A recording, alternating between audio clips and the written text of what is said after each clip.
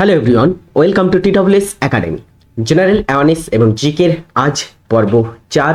আজকের পর্বেও আমরা দুর্দান্ত কিছু প্রশ্ন নিয়ে আলোচনা করব তোমাদের সঙ্গে। তো অবশ্যই সকলেই যারা ক্লাসটিতে যুক্ত হচ্ছ ক্লাসটি শেষ পর্যন্ত দেখবে আর তার সঙ্গে তোমার বন্ধুদের কাছে ক্লাসটি শেয়ার করে দেবে। এই ক্লাসটি তোমাদের সমস্ত পরীক্ষা, ফুড এসআই, ক্লার্কশিপ, তার সঙ্গে এসএসসি, MTS, WBP, KP প্রভৃতি সমস্ত পরীক্ষার জন্য কিন্তু তোমাদের ক্লাসটি হেল্পফুল হবে। তার সঙ্গে আমাদের চ্যানেলে নতুন হয়ে থাকলে অবশ্যই চ্যানেলটিকে সাবস্ক্রাইব করে রাখবে। আর আমাদের main channel the way of solution, সেখানে আমি প্রতিদিন রাত 8:30টায় তোমাদের জিকে ক্লাস করাচ্ছি, দুর্দান্ত ক্লাস হচ্ছে। তো সকলে সেই চ্যানেলটিও সাবস্ক্রাইব করে রাখবে, সেখানে তোমরা ক্লাসে যুক্ত হবে। আজকের প্রথম প্রশ্ন, যেটা 1 নম্বর প্রশ্ন, তরল পদার্থের সান্দ্রতা পরিমাপের যন্ত্রর নাম কি? তরল পদার্থের সান্দ্রতা কাকে বলে? সান্দ্রতার সংজ্ঞা আমরা একদমই ছোটবেলায় পড়েছি, ক্লাস 10-এ পড়ানো হয়ে থাকে সান্দ্রতা বিষয়টা কি। সান্দ্রতার সংজ্ঞা সেখানে আমরা পড়েছি কি, কোনো তরল পদার্থের অভ্যন্তরীণ ঘর্ষণের ফলে সেই তোমার তরলের যে প্রবাহে বাধা হয় সেটাকে বলে, বা বাধা দেওয়ার প্রবণতা, সেটাকে আমরা বলবো সান্দ্রতা। এই সান্দ্রতা আমরা পরিমাপ করতে পারি কোন যন্ত্রের সাহায্যে? অ্যান্সারটা কি হবে? দেখো, বিভিন্ন এখানে যন্ত্রের নাম দেওয়া আছে, বিভিন্ন মিটারের নাম দেওয়া আছে। তো এদের মধ্যে অপশন এতে আছে ভিস্কোমিটার। এই ভিস্কোমিটারের মাধ্যমে মনে রাখবে তরলের সান্দ্রতা পরিমাপ করা যায়। পরবর্তী প্রশ্ন, নিম্নের কোন নদী বঙ্গোপসাগরে মিশেছে? কোন নদীটি বঙ্গোপসাগরে মিশেছে এখানে?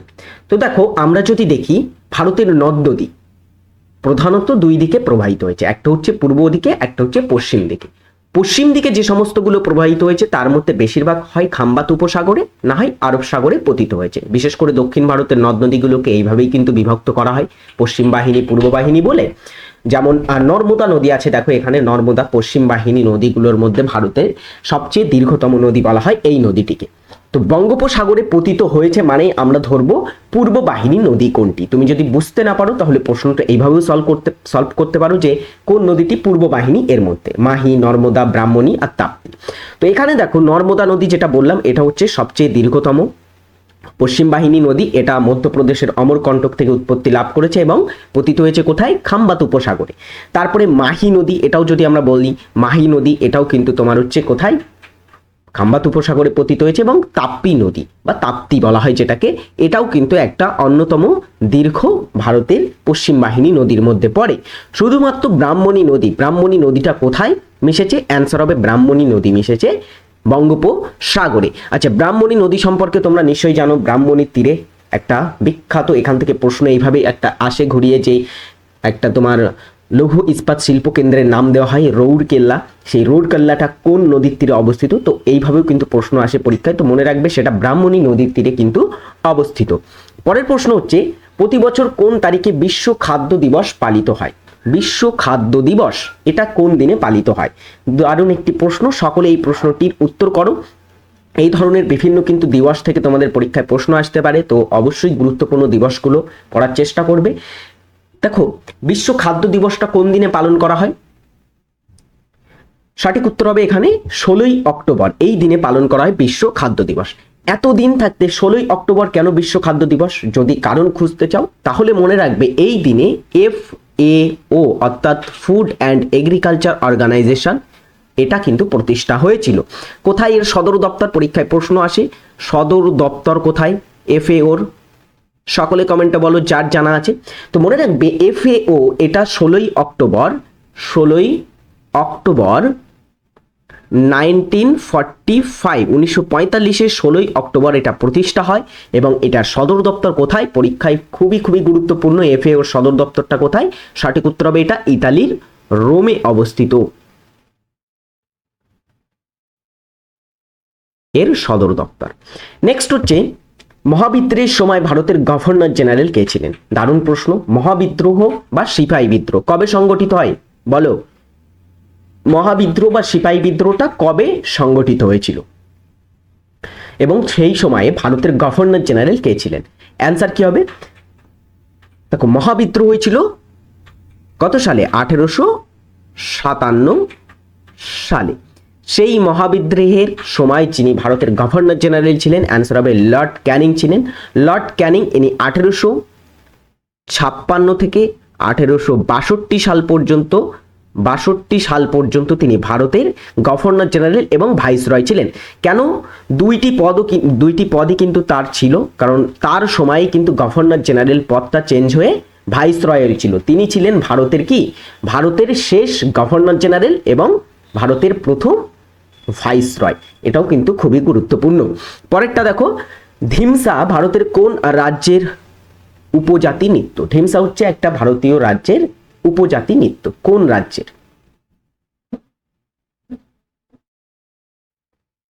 সঠিক উত্তর কি হবে? ধিমসা কোন রাজ্যের উপজাতি নৃত্য? এটা হচ্ছে অন্ধ্র, উত্তরাখণ্ড, সিকিম, হিমাচল, এদের মধ্যে অন্ধ্রপ্রদেশের একটা উপজাতি নৃত্য। আরব সাগর ও বঙ্গোপসাগরে সৃষ্ট ঘূর্ণিঝড় কি নামে পরিচিত? আচ্ছা, আরব সাগর বা বিভিন্ন অঞ্চলে সৃষ্ট ঘূর্ণিঝড়ের কিন্তু একটা স্থানীয় নাম দেওয়া হয়, পরবর্তীতে সেগুলোর আবার অন্যান্য দেশ কোনো সেই ঘূর্ণিঝড়গুলো আবার অন্যান্য নামকরণ করে থাকে আমরা জানি। তো তেমনি আরব সাগর ও বঙ্গোপসাগরে সৃষ্ট ঘূর্ণিঝড়কে কি বলা হয়? Hurricane, tornado, typhoon, cyclone. তো এর ভিতর সঠিক উত্তর কোনটা হবে? একদমই সহজ প্রশ্ন। হ্যারিকেন কোন অঞ্চলের বলো তো? হ্যারিকেন কোন অঞ্চলের সৃষ্ট ঘূর্ণিঝড়কে বলা হয়? এটা হচ্ছে ক্যারিবিয়ান সাগর। ক্যারিবিয়ান সাগরের সৃষ্ট ঘূর্ণিঝড়কে বলা হয় হ্যারিকেন। তারপরে আমরা যদি বলি তোমার হচ্ছে টর্নেডো কোথায়? টর্নেডো হচ্ছে আমেরিকা যুক্তরাষ্ট্রে কিন্তু একটা বিধ্বংসী ঝড়। তাছাড়া টাইফুন সৃষ্ট হয় কোথায়? টাইফুন হচ্ছে চীন সাগরে বা পূর্ব চীন সাগরে কিন্তু সৃষ্টি হয়ে থাকে এই টাইফুনটা। আর সাইক্লোনের সৃষ্টি হয় আরব সাগর এবং বঙ্গোপসাগরে। ওকে, একটি সমতল দর্পণের কি বলা হচ্ছে দেখো, একটি সমতল দর্পণের ফোকাল দৈর্ঘ্য এবং বিবর্ধন কি রূপ হয়? আচ্ছা, অ্যান্সার কি হবে? এফ তোমার হচ্ছে ফোকাল দৈর্ঘ্য, সেটা হচ্ছে ইনফিনিটি, আর হচ্ছে যেটা রৈখিক বিবর্ধন বা এম, সেটাকে এম দ্বারা এখানে প্রকাশ করা হচ্ছে, সেটাও ইনফিনিটি। তো এখানে দেখো, এখানে অ্যান্সার কি হবে? বিভিন্ন অপশানের ভিতরে আমরা যদি দেখি, একটা সমতল দর্পণে যখন কোনো প্রতিবিম্ব সৃষ্টি হবে, সমতল দর্পণের প্রতিবিম্ব কি প্রকৃতির হয়?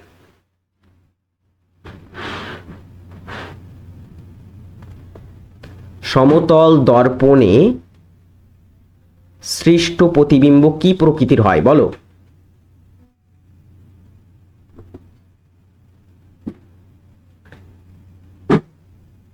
কি প্রকৃতির হয়? সেটা হয় অসৎ ও সমশীর্ষ প্রকৃতির। তাহলে কি বুঝছি আমরা এখান থেকে? সমতল দর্পণে যে প্রতিবিম্ব সৃষ্টি হবে সেটা অসৎ প্রকৃতির হবে এবং সেটা কি হবে? বস্তুর আকারের সমান হবে। ওকে, তো এখানে যদি বলা হয় সমতল দর্পণের ফোকাল দৈর্ঘ্য কত? সমতল দর্পণের ফোকাল দৈর্ঘ্য হচ্ছে এখানে ইনফিনিটি, এবং যদি বলা হয় রৈখিক বিবর্ধন কত, সেটা হচ্ছে 1, অর্থাৎ এফ ইকুয়াল ইনফিনিটি বা অসীম আর এম ইকুয়াল 1। ওকে, অপশন বিতে আছে দেখো। পরেরটা হচ্ছে মেহেরগড় সভ্যতা কোন নদীর তীরে গড়ে ওঠে? মেহেরগড় সভ্যতা বিভিন্ন নদীর তীরে গড়ে উঠেছে। বিভিন্ন, যেমন আমরা যদি দেখি সিন্ধু সভ্যতা, তার নামকরণই হয়েছে ইন্দাস, যে সিভিলাইজেশন সেটা ইন্দাস রিভারের তীরেই গড়ে উঠেছে ওই কারণে। তারপরে আমরা যদি দেখি মিশরীয় সভ্যতা, প্রাচীন মিশরীয় সভ্যতা কোথায় গড়ে উঠেছে? নীল নদের তীরে। চীন সভ্যতা গড়ে উঠেছে তোমার হোয়াংহো নদীর তীরে। তো নদী বেসেই কিন্তু বেশিরভাগ সভ্যতাগুলি, প্রাচীন সভ্যতাগুলি গড়ে উঠেছে।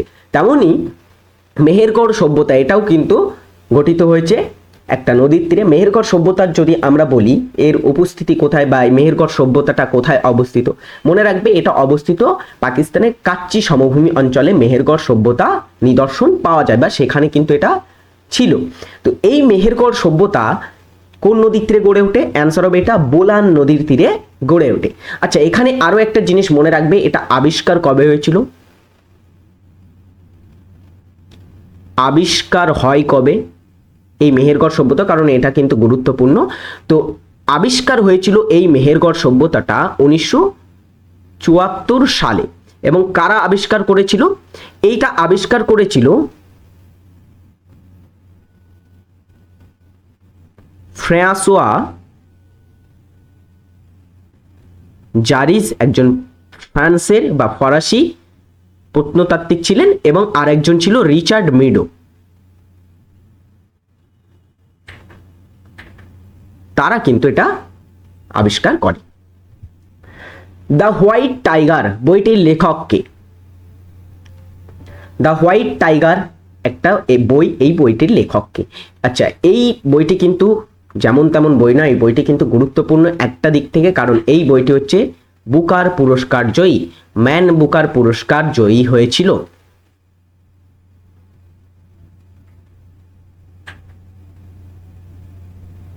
বুকার পুরস্কার কোন ক্ষেত্রে দেওয়া হয়? ইংরেজি সাহিত্য রচনার ক্ষেত্রে দেওয়া হয়ে থাকে বুকার পুরস্কার। সেই বুকার পুরস্কার জয়ী হয়েছিল দ্য হোয়াইট টাইগার এই পুস্তকটি, এবং এটা কবে? 2008 সালে কিন্তু এই পুস্তকটি বুকার পুরস্কার জয়লাভ করে। এবং এই বইটির লেখককে? অ্যান্সার হবে অরবিন্দ আদিগা, ইনি হচ্ছেন এই বইটির লেখক। মধুমালাই জাতীয় উদ্যান কোন রাজ্যে অবস্থিত? মধুমালাই একটা উল্লেখযোগ্য ভারতের জাতীয় উদ্যানগুলির মধ্যে একটি। তো মধুমালাই জাতীয় উদ্যানটি কোথায় অবস্থিত? সঠিক উত্তর হবে কোথায়? মধুমালাই অবস্থিত তামিলনাড়ুতে অবস্থিত মধুমালাই জাতীয় উদ্যান। আজকের হোমওয়ার্ক তোমাদের যেটা থাকবে সেটা হচ্ছে ভারতের প্রথম ইংরেজি ভাষায় সংবাদপত্র কে চালু করেন? ভারতের প্রথম যে সংবাদপত্র ইংরেজি ভাষায় প্রকাশিত হয়েছিল সেটা কে চালু করেছিলেন? অপশন দেখো, বিভিন্ন অপশন আছে, তো এদের মধ্যে কে সেটা করে সকলে অবশ্যই কমেন্টে জানিয়ে যাবে এই প্রশ্নটির উত্তর। প্রতিদিন কিন্তু তোমরা যারা ক্লাস দেখো সকলে কমেন্টে উত্তর করে না, তো যতজন ক্লাস দেখো তাদের কাছে আমার এটা রিকোয়েস্ট থাকবে সকলে কিন্তু কমেন্টে তোমার হোমওয়ার্কের উত্তর জানিয়ে যাবে। ওকে, 11 নম্বর প্রশ্নটা হচ্ছে খুবই গুরুত্বপূর্ণ, যেটা হচ্ছে সর্বশেষ মৌর্য শাসক ছিলেন বৃহদ্রথ, অশোক, দেবভূতি এবং বলা হচ্ছে দশরথ। তো এদের মধ্যে কে ছিলেন সবচেয়ে শেষ মৌর্য শাসক? মৌর্য বংশের যদি আমরা বলি প্রথম শাসক কে ছিলেন? প্রথম শাসক বা প্রতিষ্ঠাতা হচ্ছে চন্দ্রগুপ্ত। চন্দ্রগুপ্ত মৌর্য প্রতিষ্ঠা করে, এটা বলতে হবে না, এটা সকলেই জানো। চন্দ্রগুপ্ত মৌর্য এবং চাণক্য তারা মিলে নন্দ বংশের পতন করে মগধে কি করেছিল? মৌর্য বংশের প্রতিষ্ঠা করে। এবং এই চন্দ্রগুপ্ত মৌর্যের পরে বিভিন্ন শাসকেরা সেখানে শাসন করে মগধে, বিন্দুসার, তারপরে অশোক, এরকম ভাবে সর্বশেষ যিনি এই বংশের শাসক ছিলেন তার নাম কি হবে? অ্যান্সার হবে এই বংশের সর্বশেষ শাসক হচ্ছে বৃহদ্রথ। আচ্ছা, বৃহদ্রথ শেষ শাসক ছিল। বৃহদ্রথের পরে আরেকটি বংশ এখানে বা মৌর্য বংশের পরবর্তী একটা বংশ এই অংশে বা এই তোমার মগধে শাসন করেছিল, যেই বংশটির নাম হচ্ছে শুঙ্গ বংশ। শুঙ্গ বংশ, যেই শুঙ্গ বংশের প্রথম প্রতিষ্ঠাতা পুষ্যমিত্র শুঙ্গ।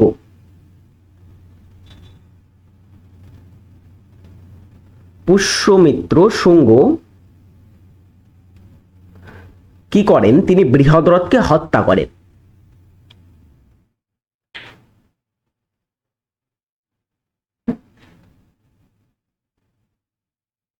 এবং কি করেন? শুঙ্গ বংশের প্রতিষ্ঠা করেন। দৃষ্টিহীনদের পঠন পদ্ধতি কে আবিষ্কার করেন? দৃষ্টিহীনদের পঠন পদ্ধতি কে আবিষ্কার করেছিলেন? দৃষ্টিহীন যারা অন্ধ হয় তাদের কিন্তু একটা বিশেষ পদ্ধতিতে পাঠ বা শিক্ষাদান করা হয়ে থাকে, পঠন পদ্ধতি আছে তাদের একটা বিশেষ। এই পঠন পদ্ধতিটা কে আবিষ্কার করেছিলেন? Pierre Curie, Clara Barton, Louis Braille এবং অ্যারিদন। সঠিক উত্তরটা কি হবে? ভেবে চিন্তে সকলে অ্যান্সার করো এই প্রশ্নটির। আর যারা ক্লাস দেখছো সকলকে বলবো ক্লাসে ফটাফট একটা লাইক করে দাও ক্লাসটি ভালো লাগলে। দৃষ্টিহীনদের পঠন পদ্ধতি আবিষ্কার করেছিলেন কে? অ্যান্সার হবে লুই ব্রেইল, তিনি আবিষ্কার করেন। ওকে, দৃষ্টিহীনদের পঠন পদ্ধতি। তার জন্মদিন অনুসারে মনে রাখবে তার যেদিন জন্ম হয় 4 জানুয়ারি, এই দিনে পালন করা হয় কি জানো? আন্তর্জাতিক ব্রেইল দিবস।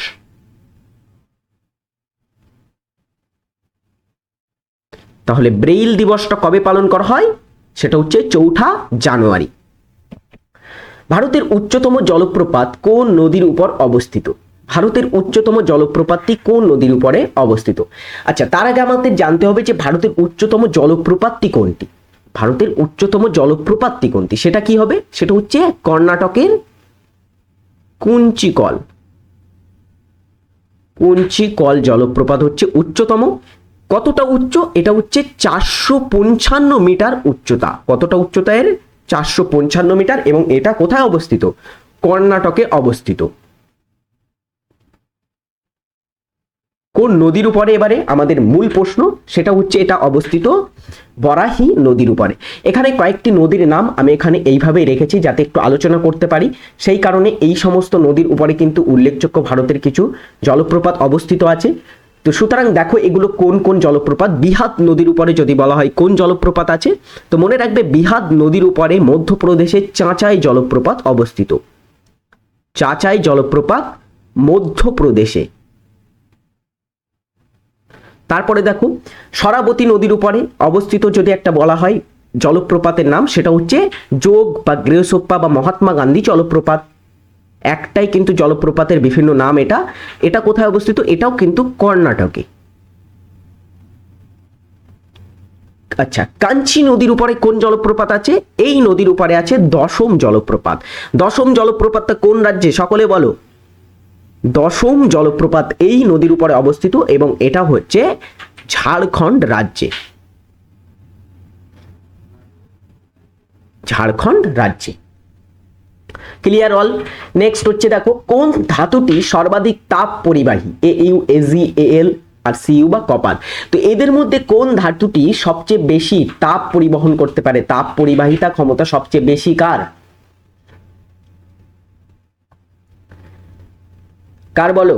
সেটা হবে AG বা কার সংকেত এটা? এটা হচ্ছে রূপা বা রৌপ্য। এটার কিন্তু সবচেয়ে তোমার হচ্ছে তাপ পরিবাহিতা বেশি। বিধবা বিবাহ আইন পাশ করেন কে? বিধবা বিবাহ আইনটা কে পাশ করেছিলেন? আচ্ছা, বিধবা বিবাহ আইন, এই আইনটি পাশ করার জন্য আমরা জানি ঈশ্বরচন্দ্র বিদ্যাসাগর তার একটা অন্যতম ভূমিকা ছিল। তিনি একটা কিন্তু গুরুত্বপূর্ণ ভূমিকা পালন করেছিলেন এই আইনটি পাশ করার কারণে। এই বিধবা বিবাহ আইনটি সরকার দ্বারা পাশ হয়েছিল যখন, তখন কে এটা পাশ করেছিল? অ্যান্সার কি হবে? বিধবা বিবাহ আইনটা পাশ হয়েছিল কবে? 1856 সালে। তখন যিনি শাসক ছিলেন তার নাম হবে লর্ড ডালহৌসি। তিনি কিন্তু এটা পাশ করেছিলেন। কবে বিধবা বিবাহ আইন পাশ হয়? সেটা হচ্ছে 1856 সালে পাশ হয়েছিল বিধবা বিবাহ আইন। 2023 সালের অনুযায়ী ভারতের কোন রাজ্যের অর্থনীতি সবচেয়ে বেশি? অর্থাৎ বলা হচ্ছে কোন রাজ্যটি সবচেয়ে অর্থনীতি ইকোনমিক সব দিক থেকে সবচেয়ে শক্তিশালী বা সবচেয়ে বেশি কোন রাজ্যটি ইকোনমি ছিল? 2023 সাল অনুযায়ী কথা বলা হচ্ছে, অর্থাৎ আগের বছর। অ্যান্সার হবে কি? মহারাষ্ট্র, গুজরাট, তামিলনাড়ু, পাঞ্জাব। ভেবে চিন্তে সকলে অ্যান্সার করো এই প্রশ্নটির।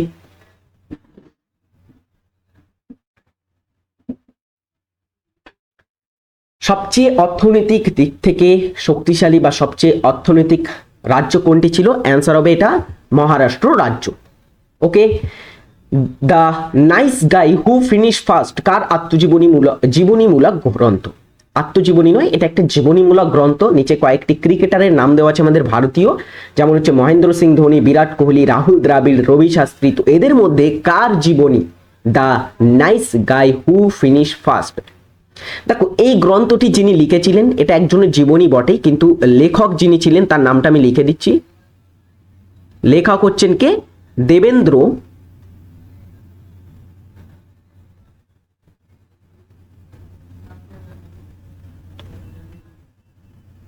প্রভু দেশাই।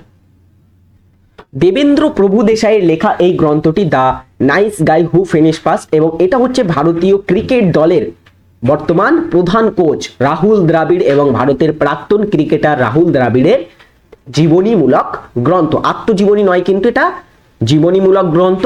এই গ্রন্থটি যিনি লিখেছিলেন তার নাম হচ্ছে দেবেন্দ্র প্রভু দেশাই।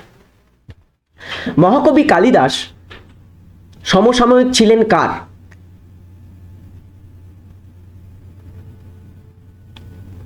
মহাকবি কালিদাস কার সমসাময়িক ছিলেন? চন্দ্রগুপ্ত মৌর্য, প্রথম চন্দ্রগুপ্ত, দ্বিতীয় চন্দ্রগুপ্ত, অশোক। তো মহাকবি কালিদাস বিখ্যাত কবি ছিলেন। তিনি অনেক নাটক রচনা করেছিলেন আমরা জানি, যেমন তার বিখ্যাত নাটকদের মধ্যে আসে অভিজ্ঞানম, শকুন্তলম, তারপরে ঋতুসংহার, কুমার সম্ভবম, মেঘদূতম, রঘুবংশম। এটা অন্য ক্লাসে আলোচনা করে দেব। তো দেখো এখানে দেখো কালিদাস কার সমসাময়িক ছিলেন? অ্যান্সার হবে কালিদাস ছিলেন দ্বিতীয় চন্দ্রগুপ্তের সমসাময়িক। দ্বিতীয় চন্দ্রগুপ্তের রাজসভায় নবরত্ন ছিল, নবরত্ন, সেই নবরত্নের একজন সদস্য, গুরুত্বপূর্ণ সদস্য তিনি ছিলেন। আচ্ছা, তার রাজসভায় গুরুত্বপূর্ণ কয়েকটা ব্যক্তির আমি নাম বলে দিচ্ছি তার নবরত্নে ছিলেন, যেমন আমি এখানে লিখে দিচ্ছি বরাহ মিহির, এখানে কিন্তু তোমরা কালিদাসের জায়গায় বরাহমিহিরেরও নাম দেখতে পাবে, বা এরকম কিন্তু অন্যান্য বিভিন্ন ব্যক্তিদের নাম তোমরা দেখতে পেতে পারো, যেমন হচ্ছে বেতাল ভট্ট বিখ্যাত, তারপরে ছিল অমর সিং,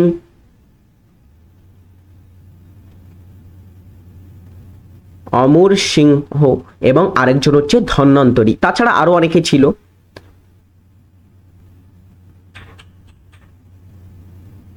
ধন্বন্তরী, তারপরে আরো কিন্তু বিভিন্ন ব্যক্তিদের এরকম 9 জনকে নিয়ে কিন্তু গড়ে উঠেছিল মহাকবি দ্বিতীয় চন্দ্রগুপ্তের রাজসভার নবরত্ন। জিওলজিক্যাল সার্ভে অফ ইন্ডিয়া স্থাপিত হয় কত সালে? জিওলজিক্যাল সার্ভে অফ ইন্ডিয়া এটা কবে স্থাপিত হয়েছিল?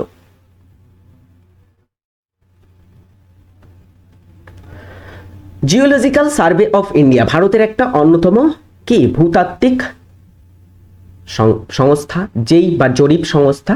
এই সংস্থাটি স্থাপিত হয় কবে? অ্যান্সার হবে 1851। যারা অ্যান্সার করছে এটাই সঠিক উত্তর হবে, স্থাপিত হয়। এবং এটা সদর দপ্তর কোথায়? এটা থেকেই বেশি প্রশ্ন আসে। সদর দপ্তরটা কোথায়? তো মনে রাখবে এর সদর দপ্তরটা হচ্ছে কলকাতাতে। কলকাতাতে জিএসআই এর সদর দপ্তর। বায়ুমণ্ডলের কোন স্তরে মেরু জ্যোতি দেখা যায়? মেরু জ্যোতি বা অ্যারোরা কোন স্তরে দেখা যায় বায়ুমণ্ডলের? Troposphere, stratosphere, exosphere, ionosphere. অ্যান্সারটা কি হবে? এটা হবে আয়োনোস্ফিয়ারে দেখা যায় মেরু জ্যোতি, বেতার তরঙ্গ প্রতিফলিত হয় এই স্তর থেকে। আচ্ছা, আমাদের TWS একাডেমিতে নতুন ব্যাচ শুরু হয়ে গেছে। TWS একাডেমিতে সেখানে ভর্তি হলে তোমরা সমস্ত কিন্তু ফিচার্সগুলো পাবে। এখানে সিলেবাস ভিত্তিক ক্লাস পাবে, রেকর্ডেড দেখার সুযোগ পাবে, সপ্তাহে 6 দিন ক্লাস পাবে, বিষয়ভিত্তিক অভিজ্ঞ শিক্ষকদের দ্বারা ক্লাস পাবে। তো অবশ্যই যারা যুক্ত হওনি আজই যুক্ত হয়ে যাবে। লিমিটেড অফার চলছে সেরা প্রস্তুতি নিতে TWS একাডেমি অ্যাপে তোমার নিজের নাম এনরোল করো। আর এছাড়া আমাদের একটি WBP KPSI মেনদের জন্য আছে 25টা ব্যাচ। যারা KPSI মেনের জন্য প্রস্তুতি নিতে চাও অবশ্যই তোমরা 25টা ব্যাচে এনরোল করবে। এবং আরেকটি হচ্ছে PSC ক্লার্কশিপের তোমাদের প্রয়াস ব্যাচ। তো প্রয়াস ব্যাচে যারা যুক্ত হতে চাও অবশ্যই কিন্তু আমাদের প্রথমে তোমাদের TWS একাডেমি অ্যাপ ডাউনলোড করে সেখানে কিন্তু তোমার নাম এনরোল করতে হবে। তো সেখানে তোমরা যুক্ত হয়ে যাবে প্রয়াস ব্যাচ। তাছাড়া বিভিন্ন অন্যান্য ব্যাচ আছে, তো সেই সমস্ত ব্যাচে একদমই অভিজ্ঞ টিচারদের দ্বারা ক্লাস করানো হচ্ছে। তো অবশ্যই তোমরা অ্যাপটি ডাউনলোড করো, ডাউনলোড করে আমাদের ক্লাসগুলো দেখতে থাকো। একটা সফলতা তোমরা অর্জন করবে, আমাদের সেই কামনাই থাকবে। পরের দেখো প্রশ্নটা হচ্ছে রাজ্যের অ্যাডভোকেট জেনারেল কে নিয়োগ করেন? অ্যাডভোকেট জেনারেলকে কে নিয়োগ করে থাকেন? অ্যাডভোকেট জেনারেল ইনি হচ্ছেন কি? ইনি হচ্ছেন রাজ্যের সর্বোচ্চ আইনি অফিসার। ইনি হচ্ছেন রাজ্য সরকারের সর্বোচ্চ আইনি অফিসার। তো এই অ্যাডভোকেট জেনারেলকে যিনি নিয়োগ করে থাকেন তিনি হচ্ছেন রাজ্যপাল। ঠিক এর অপর আরেকটি আছে, যেমন হচ্ছে অ্যাটর্নি জেনারেল অফ ইন্ডিয়া, যাকে কিন্তু নিয়োগ করে রাষ্ট্রপতি। এটা যেন কেউ গুলিয়ে ফেলো না। অ্যাটর্নি জেনারেল অফ ইন্ডিয়াকে নিয়োগ করবেন রাষ্ট্রপতি, আর অ্যাডভোকেট জেনারেলের কথা বললে সেটা হবে রাজ্যপাল। আন্তর্জাতিক T20 ক্রিকেটে দ্রুততম শতক কে করেন?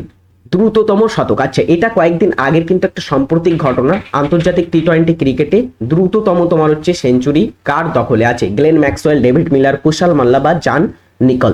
তো এদের মধ্যে সঠিক উত্তর কি হবে? দেখো এই আন্তর্জাতিক ক্রিকেটে দ্রুততম শতকের রেকর্ড প্রথম ছিল কার কাছে? ডেভিড মিলারের কাছে। ডেভিড মিলার তিনি কিন্তু 2017 সালে মাত্র 35 বলে করেছিলেন বাংলাদেশের বিপক্ষে সবচেয়ে দ্রুততম সেঞ্চুরি। কত বলে? 35 বলে। পরবর্তীতে 34 বলে নেপালের কুশাল মাল্লা 2023 সালে 34 বলে তিনি করেন সেঞ্চুরি, এবং তার কাছে রেকর্ডটি ছিল। কিন্তু সম্প্রতি 2024 সালে এসে নামিবিয়ান ক্রিকেটার জন নিকল তিনি কি করেন? তিনি নামিবিয়া নেপালের বিপক্ষেই মাত্র 33 বলে তিনি 100 রান করেন T20 ফরম্যাটে। তো এখানে মনে রাখবে এটা সঠিক উত্তর হবে অপশন ডি, জন নিকল। তিনি হচ্ছেন একজন নামিবিয়ান ক্রিকেটার এবং তার কাছে কিন্তু এই রেকর্ডটা আছে, মাত্র 33 বলে 100 run in T20 cricket. Metropolitan institute কবে স্থাপিত হয়?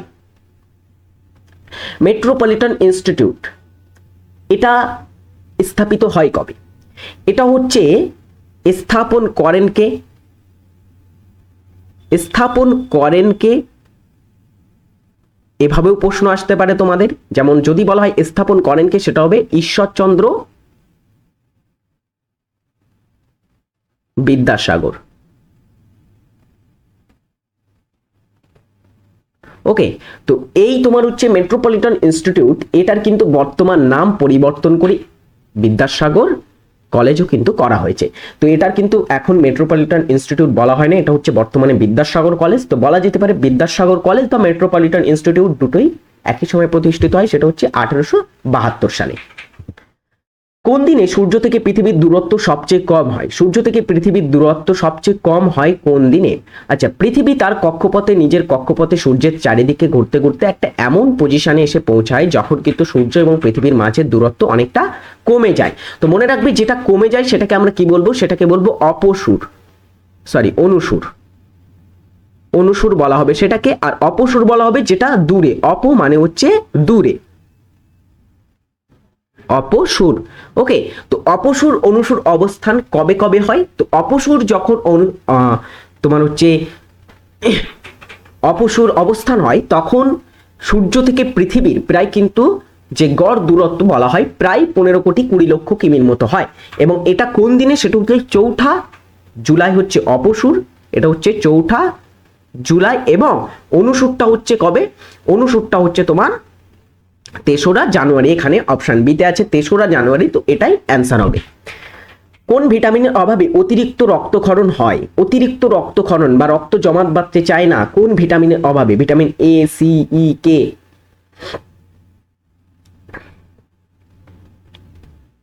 সঠিক উত্তরটা কি হবে বলো?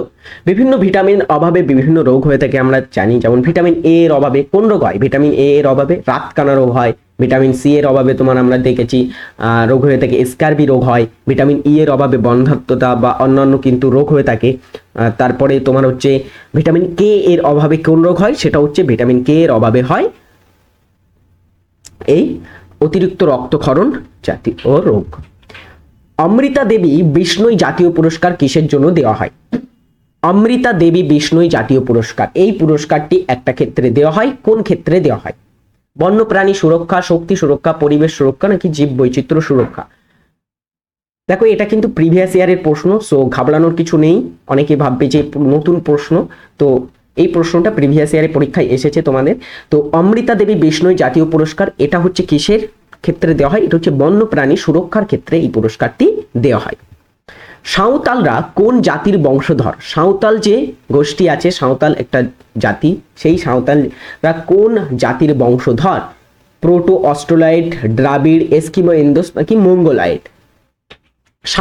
সাঁওতালদের কোথায় দেখা যায়? আমাদের পশ্চিমবঙ্গ বা তারপরে ঝাড়খণ্ড, বিহার, এই অঞ্চলে কিন্তু বিশেষ করে সাঁওতালদের অবস্থান বিশেষ করে লক্ষণীয়। তো এই সাঁওতালরা কোন জাতির বংশধর? এরা হচ্ছে প্রোটো অস্ট্রোলাইট। সাঁওতালরা হচ্ছে প্রোটো অস্ট্রোলাইট জাতির বংশধর। ভূমিকম্পের দেশ বলা হয় কোনটিকে? ভূমিকম্পের দেশ নামে পরিচিত কোনটি? Sweden, Japan, Australia, Indonesia?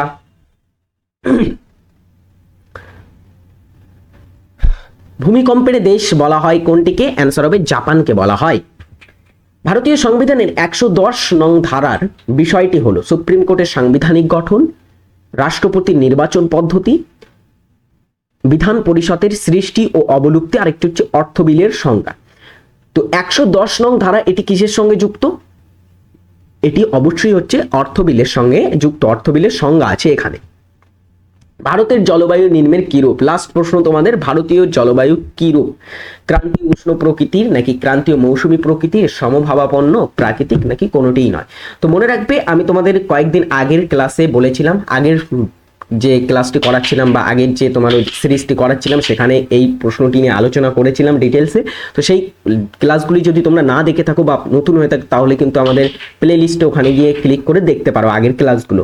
তো এই ভারতের জলবায়ু নিম্নরূপ কি প্রকৃতির? এটা হবে ক্রান্তীয় মৌসুমী প্রকৃতির কিন্তু হয়। আচ্ছা, পশ্চিমবঙ্গের কথা বললে এটা কিন্তু ঘুরিয়ে তোমাকে একটু গুলিয়ে দেওয়ার জন্য, তোমার ব্রেনের পরীক্ষা নেওয়ার জন্য কিন্তু এইভাবে প্রশ্নটা ঘুরিয়ে আসতে পারে যে পশ্চিমবঙ্গের জলবায়ু কি প্রকৃতি। তো মনে রাখবে সেম উত্তর হবে পশ্চিমবঙ্গের জলবায়ু কিন্তু ক্রান্তীয় মৌসুমী প্রকৃতিরই হয়ে থাকে। ওকে, তো এই ছিল আজকের ক্লাস। সংক্ষেপে তোমাদের সঙ্গে 30টি প্রশ্ন নিয়ে আলোচনা করলাম, অনেকগুলো প্রশ্ন রেখেছিলাম আজকের ক্লাসে। তো অবশ্যই আশা করবো ক্লাসটি তোমাদের খুবই ভালো লেগেছে। ভালো লেগে থাকলে অবশ্যই সকলে কমেন্টে জানাবে। আর দ্য ওয়ে অফ সলিউশন আর TWS একাডেমি চ্যানেল সাবস্ক্রাইব না করে থাকলে অবশ্যই সাবস্ক্রাইব করবে, কারণ সেখানে কিন্তু রাত 8টায় ওয়ে অফ সলিউশনে আমার ক্লাস হচ্ছে। অবশ্যই তোমরা সময় করে সেই সময় সকলে লাইভে যুক্ত হয়ে যাবে।